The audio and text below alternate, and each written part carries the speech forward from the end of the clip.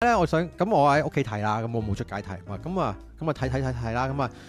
美斯即係阿根廷對埃及嗰一場嘅話咧，咁就係1點開波，定唔知12點開波，12點開波係啦，12點開波，咁我老婆就同我一齊睇，咁啊一齊睇到差唔多70分鐘嘅時候咧，阿根廷咧輸緊2-0，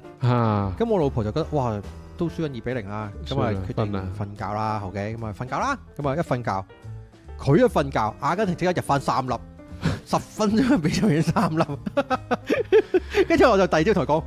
哇，美斯應該要多謝你喎，好咗你瞓咗，好咗你瞓覺啊！一瞓覺之後入3粒喎。OK， 今日第一場啦，好，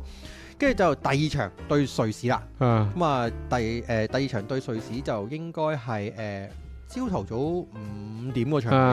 嘅，定唔係朝頭早9點嗰場，朝頭早9點嗰場。咁禮拜日嚟啦，咁我老婆就當然就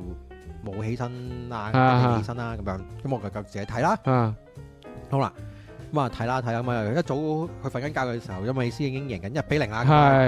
掂撚晒啦咁樣。OK， 咁佢去到我老婆起身即係出嚟之前，坐喺張梳化之前，